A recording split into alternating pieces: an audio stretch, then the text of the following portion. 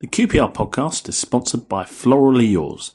Based outside Harrow-on-the-Hill train station and run by Kerry, a QPR fan, they can supply everything you need in the way of fresh flowers and plants for every occasion. QPR, QPR, Six Park Rangers are on the up and up. QPR, QPR, now we're heading for the European Cup. Hello and welcome to the QPR podcast. I'm David Fraser. Welcome to the last QPR podcast of 2015. I have three other regulars around the table with me and a very special guest. We'll introduce the regulars first. I would say, are you a semi, Clive? Yeah, well, the joke's been done. Have we done it loads of times? I can't even remember. Yeah. What else can we... Well, we have to think of a different word to call you, but we'll call you a semi. Finney's got a few, I think. Our semi from Law for Words, Clive Whittingham. Good evening. Hello. And our regular banker from Independent R's and Funky Flowers. Other good flower providers are available. More of that in a minute. Paul Finney. All right. Hello, Paul. You all right? Yes, very good, thank you. It's Christmas. I hope somebody buys you a joke book this year. Well, I'm hoping that as well. Do you know what? Because it's Christmas, we'll give Gabe, our esteemed producer, a shout-out. Gabriel, how do you even pronounce it? Mallard? Gabriel Maillard from Burble Media, who is here every week. Why are you giving him a shout-out?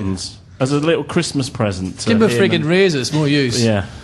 Actually, you've shaved your beard off. I have shaved my beard off. Okay. I'm hoping it gives me the opposite of Samson-like qualities. No, that doesn't make sense. I'll carry on. Yeah, introduce him quick. ITV Sports, Chris Mendes. Hello. Right, before I get on with everything else, because we have a very special podcast. Oh, I should introduce the guest, of course, shouldn't I? Sorry. We're not going to go back and re-record it. We'll introduce the guest now. Our favourite, definitely fair to say, represented us with distinction for over 100 times and kind of always good on Twitter in particular for a quote, line about the R's, and we're really hoping you're going to give us a good few things to talk about tonight. Hogan Ephraim. I'll try my best, no pressure. First of all, did I pronounce the surname right? Ephraim, yeah. Ephraim, okay. Well, that'll do. Hogan, we're going to come straight to you in a minute. Let me do all the other bits and pieces that I need to do. You can follow us on Twitter at QPR Pod. You can search for us on Facebook, News QPR Podcast. If you want to listen to old episodes, go to qprpod.co.uk. The only other thing to say is that our sponsor this week is Florally Yours. Calm down, Finney. Why look at me? Florally Yours. I'd like to thank them for sponsors because it's very good to have another Florist QPR fan involved in the podcast. Exactly. This Kerry runs Florally Yours. They're at Harrow-on-the-Hill station. They're a great provider of fresh flowers and plants. So if you get off the Metropolitan line and you need a bunch of flowers, go up to Kerry, tell her you're a QPR fan, the QPR pod sent you. And the other thing you can do, if you have an event, permits for a wedding, you go to Funky Flowers, tell the Paul sent you, and thanks very much for the season ticket. Carry on. Florally Yours. That's Florally Yours. Right, okay. Did I mention Should we get on with football? Is this a thing? Let's get on with football. Flower wars on this podcast. No, yeah. If you're a florist that sponsors us, Paul gets very, very angry and devalues your sponsorship or adds value to it depending on how you look at it by the amount that he goes on about it. I just wish people had told. No, I'm fine with it. More the florists support QPR, the better. By the way, it was a sponsorship that Paul lined up, but that's a different story. Right, we have a guest. Yeah, he doesn't want to talk about florists and flowers and sponsors. Hogan, welcome. Thank you. Welcome to the podcast. You are always held in very high esteem. You've got a very special place in the hearts of QPR fans because of course, well, your exploits on the pitch, but not least playing a full part in that promotion-winning season. What are you up to now? At the minute, nothing. There's been 2 offers from clubs in this country since the summer, neither of which were attractive to me or caught my attention. Last week there was an offer from Israel, which Yossi Benayoun phoned me up with, but with what's going on in the world at the moment, I didn't really want to go over to that part of the world, which he fully understood. And now there's maybe 1 or 2 things that could happen in the US with the MLS, so I'll wait until January, get the New Year and Christmas out of the way, and then see where we go. That's from interesting, because you had an experience of that with under Ryan Nelson, right, at Toronto? Yeah, I was over there, I think that was about 3, maybe 4 years ago now, so I enjoyed it over there. I love the city, love the place, enjoy the football, so maybe something can work. The thing is with the MLS, is it right? Do you sign with the league? You don't sign with the club, and the league tell you where you're going? Yeah, so in some cases you can sign to a specific club, but majority you sign to the league, and then you can go to any of the 19, 20 clubs over there, which is a bit of a bummer because you could be in a great place or you could be somewhere like Salt Lake City. Exactly. Yeah. So what is it? Seriously, what's the standard like? Because it does take a hammer because they're usually franchised out, these clubs, and they're kind of run by like Red Bull or whatever, and it's kind of like a lot of people say fake passion, but are they quite passionate fans? How's it compared to the Championship standard, would you say? The standard of football, I would say it's on a level with the bottom half of the Championship. Okay. But some of the teams could compete in the top half of the Championship. But the atmosphere-wise, it's nowhere near the same. It's more of a party atmosphere. Fans, with all due respect, they don't really know what's going on. You do an overhead kick on the on the throw-in line. You do an overhead kick. They celebrate like it's a goal. They just love it. But it's strange because you don't really get any away fans either because the flights are 3, 4, 5 hours. So, do you ever see any QPR fans out there? I actually did see one. My first game. No. Played Vancouver away, and as we'd gone to the stadium the night before, a guy had come up to me, an English guy, and he was over there. He said he was a Rangers fan and he'd seen me obviously in this country, so he came to the game. So wow. And let me tell you about when your first answer to the question was you'd had a couple of offers from clubs here, but they weren't right for you. What does a player in your position, what constitutes not right? Is it the level? Is it the likely opportunities of you being in the team? Is it the money? Is it a combination of all those things? Not really. I think I've got to the stage now where I've had a decent career. I've enjoyed what I've done. Had a great achievement with QPR, getting promoted. I've been fortunate enough to make good money. So now it's just about enjoying it. And to enjoy it, you want to go somewhere where the football's going to be right and the manager's going to be straight down the line with you. And at the minute, I just don't feel the options that there would be that enjoyable. And whether that meant me not playing for 6 months, I'd rather do that than be somewhere and not be happy. So I think that was the best case for everyone involved, really, to just say, take your time. Yeah, thanks, but no thanks. And are you really. training?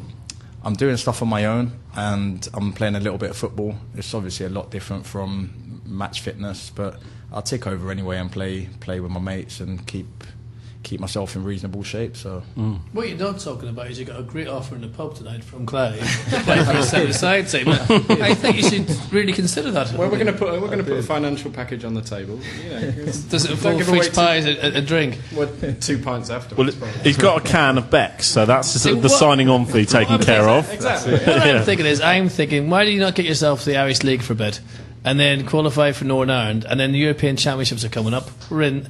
God, I can't believe I'm saying that. It's great. I meant to say this the other week. You know when the European Championship draw was being done? Are you in? Yeah, we were there. It's weird. You were booing us in the pub, remember? Anyway, and we can actually it's really weird taking part in these things. Can I just say, I've wanted to say this for years, what a bastard it is to book transport for the European Championships. It's hell.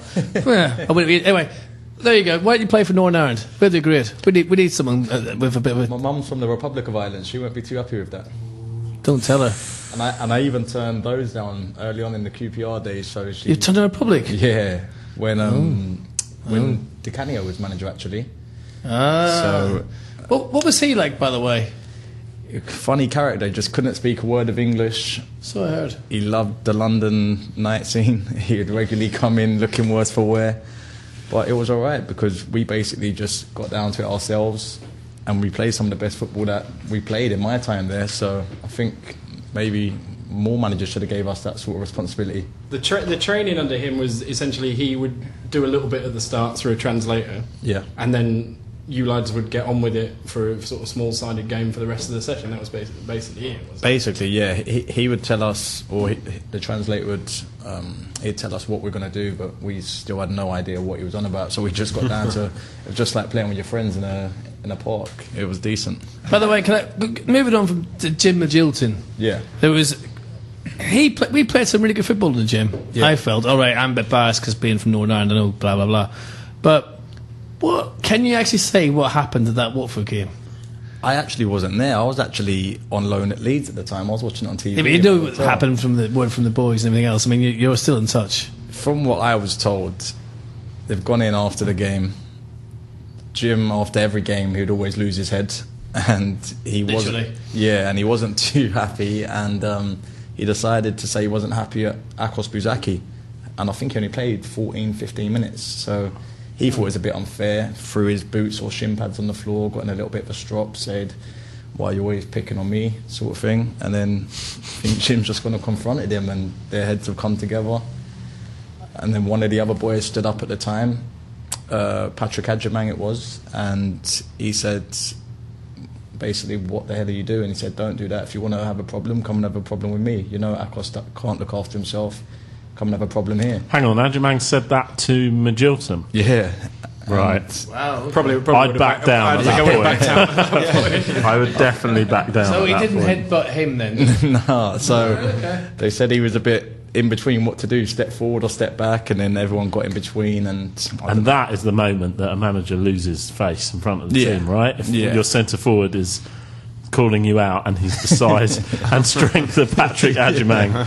I've always wanted to know that, because it was one of them things that no one ever talked about, but we all know happened. Yeah. And it was obviously the reason why he left. But also, Bazaki was never the same afterwards either, as a player, I felt. Yeah, he was a quiet guy anyway, and then I think when that happened, he really went into his shell, and he isolated himself a little bit, and he was never the same footballing wise. Yeah, so He was a great player. He had some Very, bad very well. he had some bad injuries as well. Yeah, he did. Bazaki. But the interesting thing is that incident came at the end of a weekend when we had 2 games, and having done reasonably well all season, we lost 5-1 to Middlesbrough on Saturday, and then got hammered at Watford on Monday, sort of for no reason. So it was like it seemed like there was something sort of amiss and going on there. But you know, there usually is.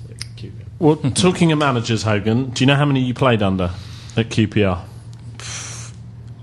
I'm gonna guess 14, including caretakers. Including caretakers. 16, I'll say. You played under 12, 8 permanent, 4 caretakers, one of them twice. One was that's not too bad.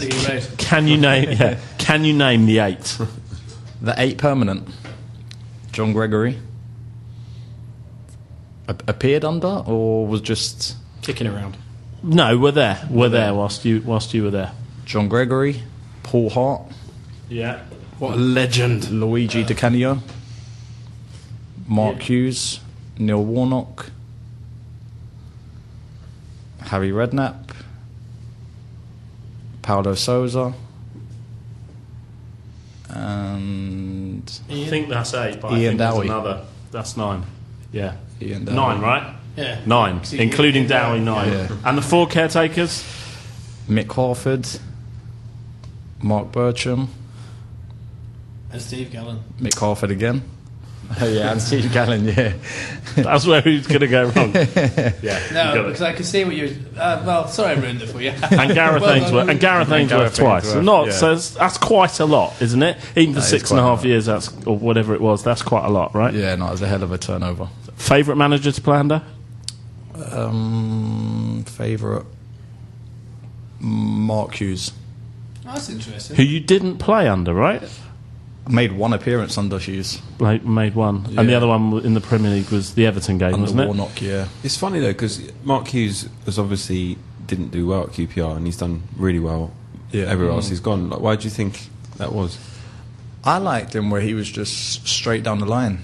He's quite reserved and quiet and within himself, but training was always good. He'd be on your back, or he could be the nice guy. He'd mix it up where a lot of the other managers, don't get me wrong, there's some very good ones that I worked with in there. Jim Magilton, Ian Dowie, I really like those as well. But I just think he had that extra little bit of class and he got his point across the best, so enjoyed it thoroughly. So where it went wrong? Do you think it maybe just a wrong mix of players in the first team? Maybe I would say so, yeah. I'd say the players there weren't good enough. They're at the back end of their glorious careers, and they didn't really have the necessary hunger or fight. What QPR were doing at that time, the contracts they were handing out, is something you dream of as a 30-year-old footballer. You wouldn't think that is possible. So I think a lot of them were in their comfort zone, and he paid the price for it. And also, he left Mike Rigg behind. He did, yeah. He did. But how did you feel? It's interesting you saying that the best manager you played under was Mark Hughes, but surely as a player trying to get in the team, looking at all those other players coming in, that must have been quite difficult for you, yet you're saying actually you felt really well treated by the manager. Yeah, it was difficult, but it was nice in a way where I was on the bench now and then, so I wasn't in the starting 11, but he would treat me the same as he would treat Ji-sung Park, for example, who's one of the biggest names who was at the club at that time. So he was always respectful on that level, and that's what I enjoyed. And he wouldn't give other players privileges which he wouldn't do to players that weren't in the team. And I just respected him fully for that. And I thought that just showed the background he's had in football and where he's come from, and he knew how to relate to players, and that's what I respected most. Which presumably is different to how Harry Redknapp deals with players that he wants in his team and players he's not bothered about having. That's a leading question, Clive. I do specialise in leading questions. But you would say as well, you look like you should be doing like an ITV programme about judgments and juries. Let's let Hogan answer, I think. Yeah, they were just they were the polar opposites, but whether that's, I don't know, one is more of an old school manager, whether their days in playing's been different, I'm not sure, but Redknapp and Hughes polar opposites in that respect. But that's not for me to say who's right or wrong. If it's worked for him throughout his career, then fair play, but I didn't think it was the right way to go. But he's the manager, and he probably thought they were at the bottom of the league. He wanted to make an example, and he did what he had to do, but just at the end of the day it didn't work, and that's the thing that's most disappointing. Was Harry like his TV persona, like the character you see on TV with the arm out the window and transfer deadline day, or was he a lot cleverer than what he made out? We didn't really have many conversations. I think we spoke about 4 or 5 times in the 2 years he was there. Yeah, so there wasn't many conversations. He observes a lot. He stands back. He doesn't really get involved talking with the players. I remember we came back for pre-season the year we'd just gone down, and the first meeting he done, when we walked down to the training pitch, he tried to be like a sergeant and basically lay the laws down, which didn't go down great. Oh, really? Okay. Yeah, that didn't go down great because you didn't really believe that was him, if you know what I mean. Okay. If you believed that it was him, then fair enough. But I don't know. I think when I was looking at it before he joined QPR, I was on Twitter saying he should be next England manager. That's right. That's what I thought, looking at it from the TV. And I just felt it was a bit different when I saw it on face-to-face value. But hopefully, we got the club back up to the league, so he did all right all in all. His best spell at QPR was when Steve McLaren was doing most of the coaching. That was our best sort of spell of results under Redknapp. Laid the platform for the promotion that year was when Steve McLaren was there. You know, it's interesting. Redknapp sort of is known as, he's not very tactical and he's not very this and he's not very that, but he is a great man manager. That's what we're always told, you know. And there's a guy here was there for 2 years, ostensibly as a first team player, that said he had 4, possibly 5 conversations with a guy in 2 years. That's Harry's famed. That's what happens when you have friends in the media, because what Hogan's saying. I mean, you've heard it, I'm sure. I've heard it from countless people inside the club. I know you can't or don't want to necessarily comment, but I have heard many times he's not the character that the media portray, and I suppose that's what happens when you've got pals who are writing pieces every day. They do you favours, don't they? And when you've got a £78 million wage bill in the Championship, chances are going to be one of the 3 teams that gets promoted from it, even if you do it by the skin of your teeth in the last second of a playoff final. It's interesting though, because I'm quite good to hear that, because the way that Harry portrays himself is clearly different and all that sort of thing. But if you've seen that, then other people in the club must have seen it as well. Yeah. So, and obviously there was a lot bigger names than me, people with a lot bigger wages, bigger history in football, so they could go and approach him and say exactly what they thought, and 1 or 2 of them did, and that's when problems come, because these players, they have so much power. If you really want to get into a battle with them, you're not going to win. Really? Yeah, you're not going to win. So Jesus, okay. When Tony Fernandez, when he ever comes down to training, does he have much of a presence? Does he ever do like speeches to the team, or does he ever speak to the team, address them? He normally comes around and speaks to the players like one-on-one. He's a nice, lovely guy, bubbly guy. And when we went to Malaysia for pre-season, he was obviously heavily involved in that. And he would come over and he would talk a lot. So, Yeah, he's a nice guy. I think he realises that he's not the most knowledgeable football man out there, so he tries to surround himself with people that do. But he's got a great heart, and he's got the club's best interests at heart. You worked under Gareth Ainsworth. You played with him. He was caretaker, and then you went back and played for him at Wycombe. How was sort of he developed as a manager? Because a lot of QPR fans see him as sort of a QPR manager of the future in waiting, because he's obviously doing very well at Wycombe. How is he as a manager? How do you rate him? How's he developing? He's doing a great job there for the resources that they've got, and for the position he had him in last year, and even this year they're in and around the playoffs. So he's doing a fantastic job, and naturally he will be linked to the QPR job because of his history and how the fans responded to him as a player. I think when he was caretaker at QPR, it was tough for him, where there were big personalities around, and there was owners which were making him aware what they wanted to be done. But now at Wycombe, he's got a load of young players that look up to him. They see the history he's had. So that will be the hardest part for him if he did go to, say, a QPR right now, is how do you deal with the more experienced senior players? Yeah. So how did that work with when he was caretaker? Because it was pretty obvious that Flavio and people were having a say in the starting 11.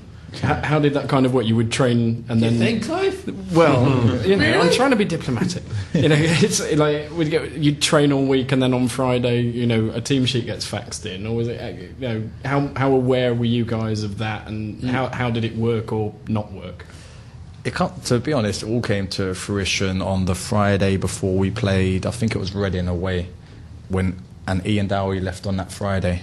And we went out to the training pitch. Ian Dowie called us all in to the middle of the centre circle. He said, boys, this is the team. I've been told not to play this team, to play another team. He said, I'm playing this team if I'm here. Otherwise, they'll have to sack me. So we went through the training, needless to say. As in, he said, I'm defying what they're telling me, I'm going to play my team. Yeah. So then the powers that be, they were watching training. They'd obviously seen that he wasn't changing his mind. Then he was gone.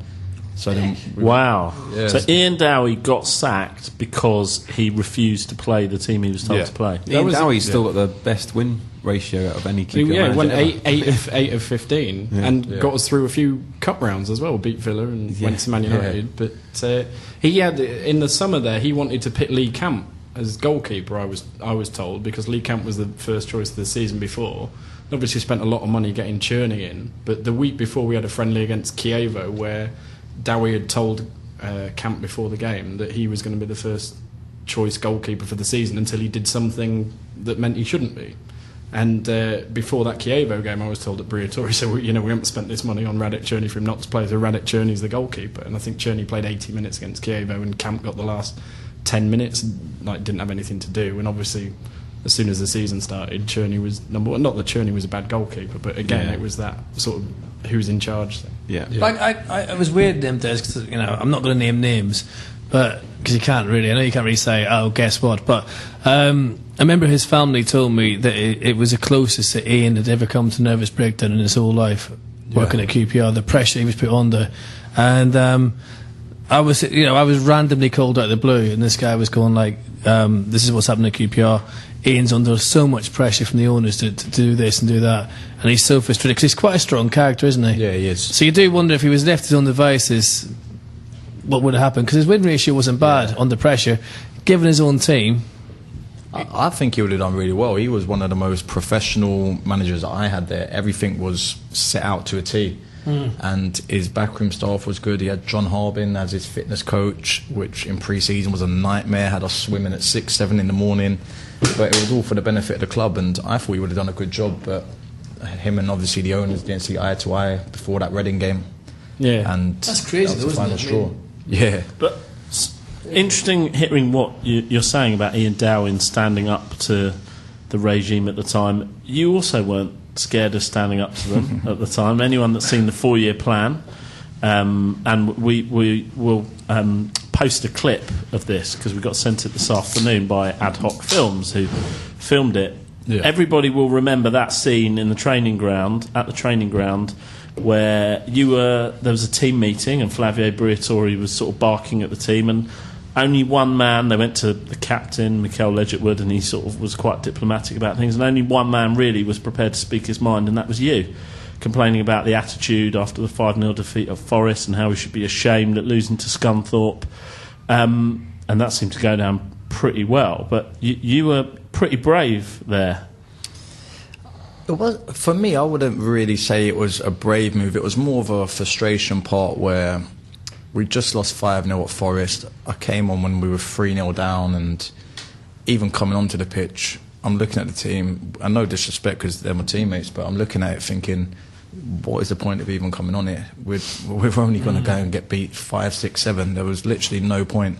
Then we played at home to Scunthorpe, and for me that was the worst atmosphere I'd ever seen at Loftus Road. The fans were really turned because they didn't like what they saw from the team, and they had every right to, because it was a bad attitude and it was stinking out the stadium really.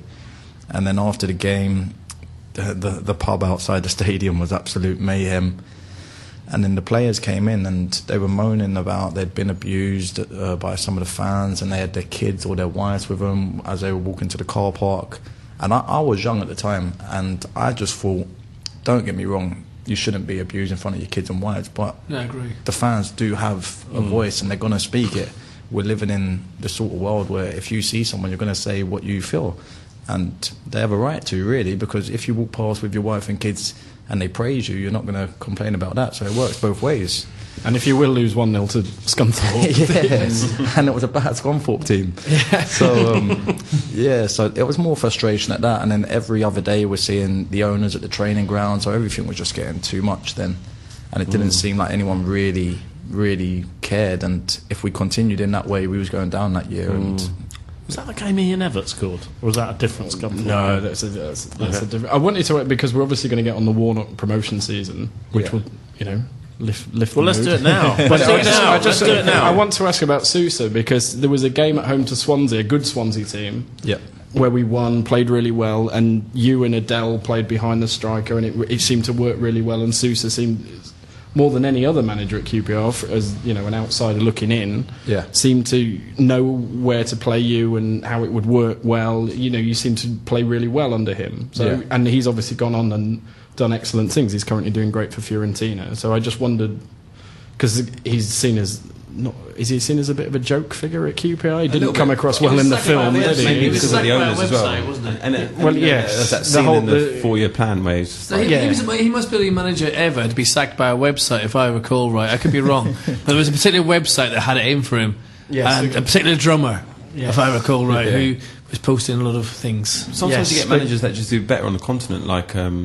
he was quite... it was only... What was his second... We were his guy. second job, and he went to Swansea and Leicester and things after us. But I just wondered how he was, because he's done really well since, and you seem to do really well under him. Yeah, no, I thought he was a great manager. And that Swansea game, he played me on the left with Adel number 10, but it was sort of interchangeable, and it worked really well. And then after that, ever since that game, he played me in a midfield diamond, which I actually enjoyed, and I liked it. And so personally, I really enjoyed playing under him.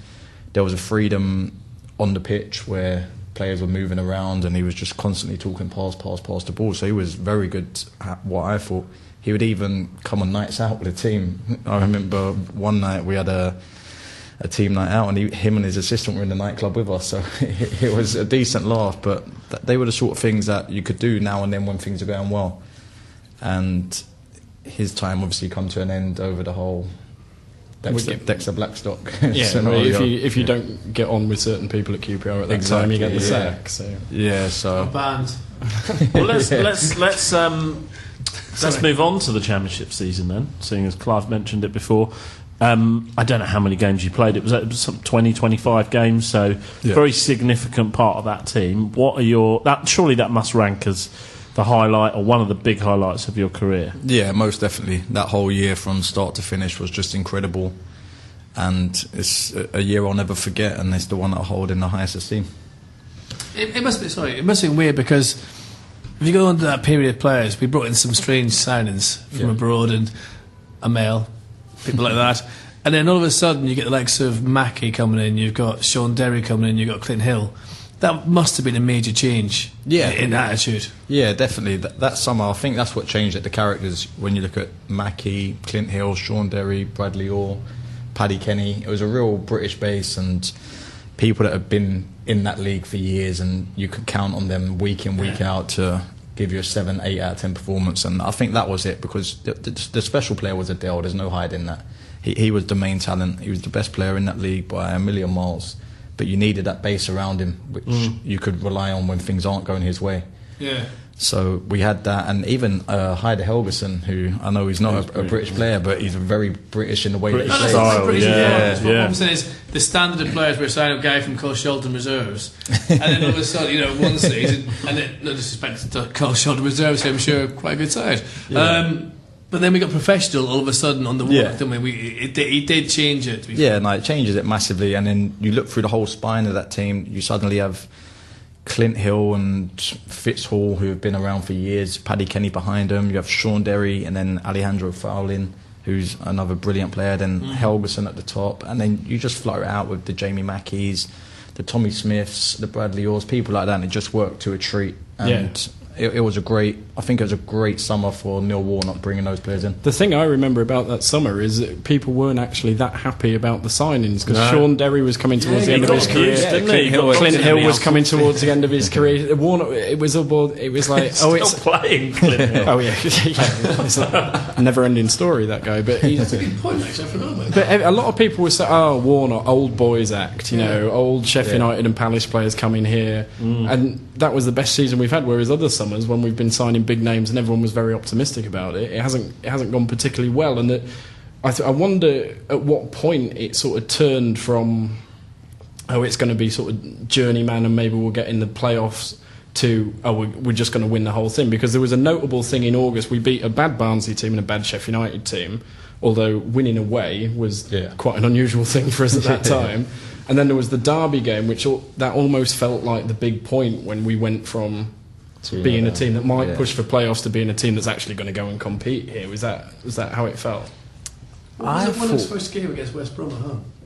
Yeah, that was the previous season. We won. Was it 3-1? Talking about that game where we equalised 2 goals and lost? Yeah. When we beat Barnsley, I think it was first game of the season, 4-0, and it was a great performance. But even then, you're not thinking about going up this one game in. The Sheffield United one was quite significant in. I'd always found that a horrible place to go and never get anything. So to be 3-0 up in 21 minutes was unbelievable. The Derby game, as you said, 2-0 down, we got absolutely battered, and I'm not sure how. And normally we'd have just gone on and lost that game. Yeah, I'm still, I don't know how we got a point from that. It was the most undeserved point of all time. and then we did it again. In the playoff final. And then we went and played Ipswich away. I think it was a Tuesday night, and we won 3-0. It was Carl Walker's first game. He came in and played absolutely. We just lost Bradley Orr. Go out and get Carl Walker, and he was brilliant. That was a great signing. Yeah, and I couldn't believe that. I was looking up at the scoreboard with 3-0 up away at Ipswich, and I'm just thinking, this ain't right. If we just keep anyone that comes our way, we're running past them. And I think Carl Walker was a significant signing that season as well. When he came in, he was there for maybe a couple of months, and he was actually our biggest attacking threat from right back. He was frightening, and I've never seen someone get forward like him. So every 2 months we were getting a boost, then Wayne Routledge would come in, Ishmael Miller would come in, and it just kept ticking over. The Routledge signing was I mean, like massive. You said, Bristol. I remember Bristol City away where Carl Walker got man of the match, and like you said, was our biggest attacking threat as the right back. But we lost. I think we only lost 5 games all season. We lost 3 of them over Christmas, and then signed Routledge in January just as Jamie Mackie got injured. So it was just another sort of kick on, really, wasn't it? Yeah, and that's where you got to give the owners their credit as well, because it would have been easy for them to say, we've gave you this budget, but they kept going and pushing more. So fair play to them, and then the manager for picking out those specific players, and then the players for getting the job done. So it was a great all-round effort. How did the falling thing? Oh, that was a nightmare because we beat Watford and we've got promoted, and you're still not sure whether we're definitely up. So the owners took us on a night out, great night out. Then the following week we played Leeds at home. And then before the game, Gianni Palladini just walked in the change room crying his eyes out, ripped his shirt open, saying, we've done it. So then that's when we first knew that there was no points deducted. I always rip my shirt open when I have to celebrate. Was it killing you, though, over those games? Because we were at a stage where we needed, if we'd won at Cardiff, we would have been promoted. If we'd beaten Derby at home, we would have been promoted. And we're getting draws. Was it Warnock always said, no, it's only the press that's talking about it, it's not affecting us. But was it actually affecting the team, you know?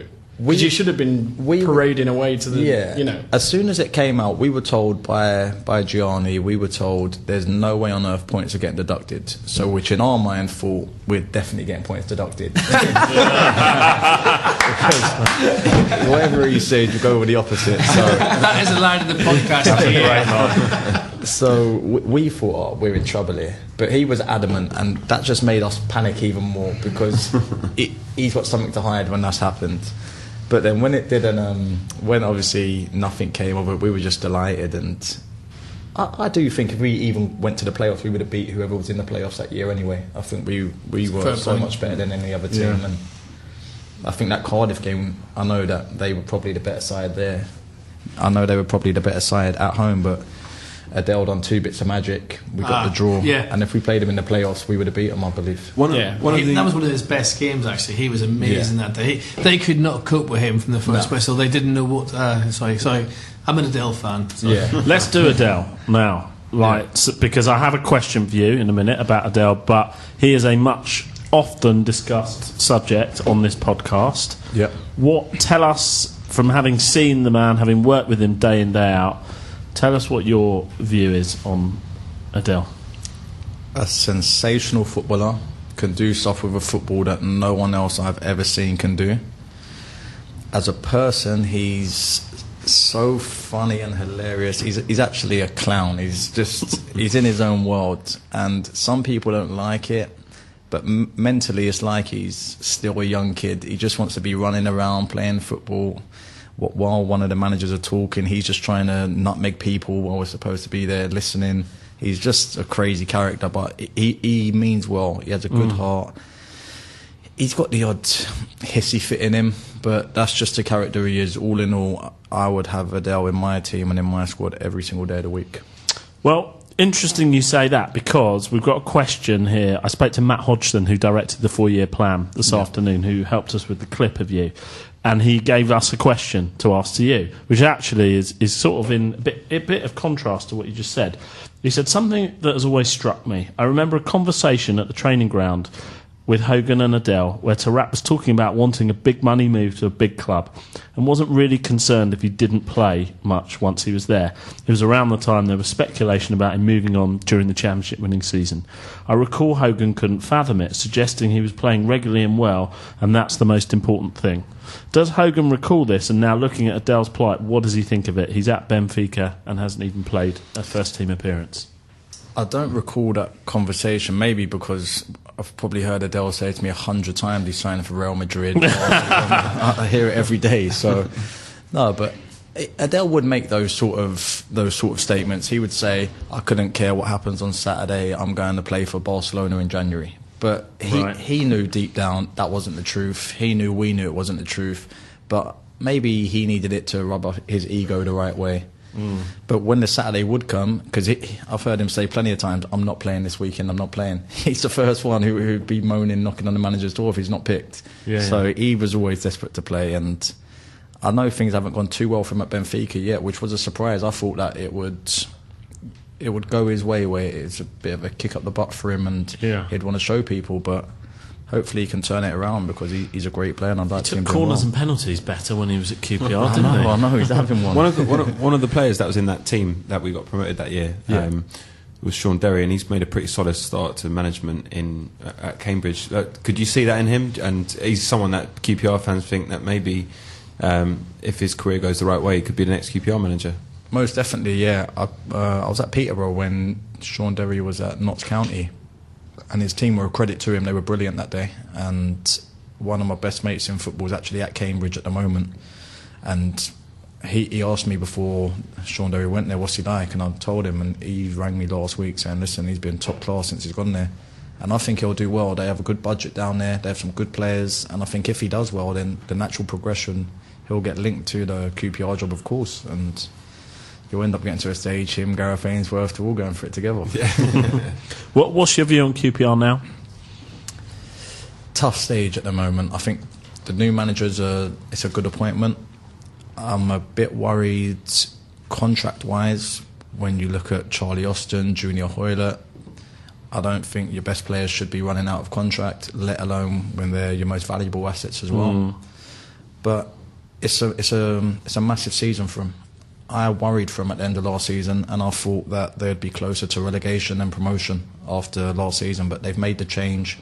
They've kept Charlie Austin, they've kept Matt Phillips, and that gives me more encouragement. And with the new manager now, I believe they can put a run together. I don't see any of the players leaving in January. I think that's out of the question. So I think they'll put a run together and they'll be in and around the playoffs. And then once you get in there, it's a lottery. And now that you've been out of the club, I suppose, for nearly 2 years. Yeah. Nearly 2 years. How do you look back on it? What's your? Someone asks you, what do you think of QPR? What do you say? I love the club. That's my second team now. I know a lot of people would say growing up and coming through at West Ham, maybe they would be, but I hold QPR even above West Ham just because I was there from a boy to a man, and the experiences I had there was unbelievable. And apart from Man United, they're the team I look out for now, or maybe even before Man United, because I was obviously terrible. It's so funny. We hear this time and time again from all the players and ex-players that we interview. We'll say, tell us about your time at the club. Oh, there was this scandal and we nearly lost points and it was run appallingly and they treated the players really badly. But I love the club. Yeah. I love the club, and it's good character. That's why. Yeah. Strange. No, yeah. Can't really stay the same for Man U. Do you do you regret staying at QPR as long as you did, almost? Because managers came and went. Some of them liked you, some of them didn't. You had loan spells here and there. Do you regret? I mean, was the opportunity ever there to bite the bullet and take a permanent move somewhere else? And do you sit here and think, oh, because you had a good time at Charlton, for instance? Do you just think, oh, I should have realised that this club's an absolute mess, and there's chances to go elsewhere? Do you regret staying as long as you did? No, I don't. Even to the day where I had played a minute all of my last season there, and I knew that the manager wanted me out. He made it clear to me. I was training with the kids for the whole year, so I knew he wanted me out, but I still believed. And he said to me after we beat Wigan in the semi-finals, he said to me, Andy Johnson, he said, you boys can go on holiday, you're not needed around the club for the final. So I was actually on holiday watching the playoff final, and I'm sitting there and I'm still thinking to myself, if QPR lose this, I was hearing rumours of Steve Clarke at the time. I thought, he's going to at least give me a trial in the summer. So don't get me wrong, I wanted QPR to get promoted because I knew what it meant to all the boys, and it was a great time. But I do believe if QPR didn't get promoted, I would have had a chance that summer to earn another deal. Well, the good thing about QPR as a player who's out of the team, if the manager doesn't like you, there's always another manager only a couple of months away. So. It's ideal. Okay, we're nearly at the end. What we'll do is we'll do our R's end, which is kind of go around the table, talk about anything that we haven't quite gone through, and then we'll come back for a final question for you, Hogan. Cool. One of Paul, Clive, it would be good if you can wrap up Bristol City, because we haven't talked about that at all. Let me do kind of a couple of important things that I need to talk about. So that in my bit. So first of all, we did the raffle for Stan Bowls. We did a collection for Stan Bowls. We got a series of raffle prizes together, and that closed today. We haven't added it up 100% yet, but we raised £400 for a collection that's being made by Stan and his family in his battle against Alzheimer's disease. So thank you so much to everybody, all of our Twitter followers, all of our listeners that contributed to that. Really, really grateful and really fantastic effort from everyone. I am announcing the winners now. We drew them this afternoon, and I'll go through them quickly and we'll contact these people tomorrow. So the top prize was a QPR home shirt signed by the squad. That goes to Noel Brosnan. There was a photograph of Stan. It was signed by the man himself. That goes to Rod Quinn. Congratulations to you. Award-winning book by former Home Secretary at QPR fan Alan Johnson, who's also a QPR fan. Of course, that's Roger De Freitas. FIFA 16 on a format of your choice goes to John McLaughlin, and a guest spot on the QPR podcast, so he'll be joining us in a couple of weeks, Chris Williams. So congratulations to you all. I'll contact you tomorrow. The only other thing to say is if you saw those T-shirts that Finney and I were in last week and you want one for yourself for Christmas or for a gift or a present for someone, we've got a deal on with the Art of Football, where if you go on to art-of-football.com, you put in the code QPRPod, you get a 10% discount. And to be fair, that T-shirt inspired me to lose weight. Chris, I think if we should buy one. My hour's end is I just want to wish the QPR under-18s good luck tomorrow. They've got a really tough FA Youth Cup game against Man United. Couldn't get much tougher. And they've had some pretty wild results this year. I know, It's like some 9-1s and things. So hopefully they do themselves justice. Finney, Clive, you got 2 minutes. Bristol City. Bristol City was pretty much like every game we've played this season, apart from MK Dons and Fulham, in that it could have been a QPR win, it could have been a loss, and it could have been a draw, because the Championship is just attritional and evenly matched, and that's how it goes. Could easily have won if Hoylett's one had gone in off the bar. Could easily have lost. You know, the French lad they've got playing up front is actually a pretty decent little player, and I think will be attracting interest. He's got 9 goals in 21 games so far this season. So. The only thing I would say is that Bristol City got absolutely trounced by Derby on Wednesday, 4-0. They did leave 3 first-team players at home and basically wrote the game off, but Steve Cotterill said afterwards, not only can we not play against a team like that, we can't live with a team of that quality at the stage of development we're at. We've just been promoted. QPR apparently aspire to get promoted this year, so we should be at the Derby level. And not only did they live with us, they could easily have beaten us. So I think, you know, we need to give Jimmy sort of the second half of the season to build for next season. I think we need to get round to that way of thinking pretty quickly, because if we push on for promotion and whatever, we're going to make a load of mistakes in January and things like that. Next season's the season for us. Evolution, not revolution. The thing about Bristol that I thought was interesting was there was a lot of passes Ali Forlan was putting through, which were actually brilliant, almost world-class passes, but no one on the same wavelength. And you can kind of, I keep saying it, we've got to sort these contract issues out. We've got to get players who want to go or not play them. And even if we don't get in the playoffs, which is not the end of the world, doesn't really matter, that we can build for the season after. That's more important. But we have to get. I want to see players playing with smiles on their faces again at Rangers. There's not a lot of that these days. There's not a lot of people that seem to be enjoying playing for us. It seems to be like, we'll turn up on Saturday, we'll go through the motions. I'm not going to. I hope I'm wrong in that. But I really hope they are enjoying playing for the club, because it's a great club to play for. And I'd like to see players enjoy themselves more. Ali Forlan always looks like he's enjoying himself, you know. But one thing I will say at Bristol is, do not sell tickets, and then when fans get there, decide, actually, sit where you want, and then stop telling people after 10 minutes to sit where they want, because it's complete mayhem. I've never seen anything like it in my life, and that comes from a QPR fan, as we all are. And, you know, that was bizarre. It was a bit carnage, and for people who weren't there and don't know, we sold 1,300 tickets for 1,300 seats, and they made it unreserved. So anybody that basically turned up, but telling people it was unreserved. Yeah, and people who turned up close to kickoff, no seats, just ended up standing in the aisles. It was not great. But on the falling point, for someone who's had 3 ACLs in 3 years, he is playing exceptionally well. He was apart from Austin, who's dragged us through by our bootlaces again against Brighton. Falling was exceptional. And we haven't had a podcast since the Brighton game, but we all agreed, we all went, when that tackle went in, right, from the Brighton guy. If I was Ali understand his reaction as well. You can completely understand. That was a poor tackle from someone who'd been putting those tackles in all half. He knew exactly what he was doing, and the referee only gave him a yellow. To be fair, if I was Ali Forlan, I'd have petrol bombed him. But that's a Belfast thing. Paul, Gabriel's having kittens because he wants us to finish. We cannot let a guest leave without you doing your traditional festive thank you for Hogan. Go. After such a build-up, it can only fail to fall on deaf ears in these podcasts. But to be fair, you're part of that winning squad.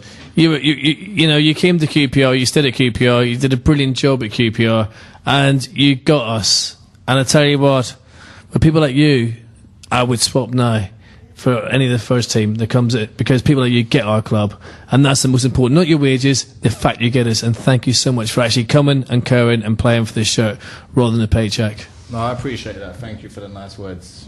It means a lot. I think we should start setting that to music. Yeah. Hogan, you can have the last word. Well, actually, you can't, because I need to just do a little announcement at the end. Answer this question. QPR means to me what? My footballing world. It gave me everything that I wanted to do. It allowed me to appear in the Premier League, which was a dream growing up. It allowed me to win a trophy, which is just the best feeling of all time. and it allowed my family to come and see, being from London, just come and see me every week, living the dream and achieving my dream. So I just want to thank them for that, and thank every player that I played with. They made it possible, and all the fans, because they were brilliant. So thanks everyone. And that, Clive, needs to be set to music.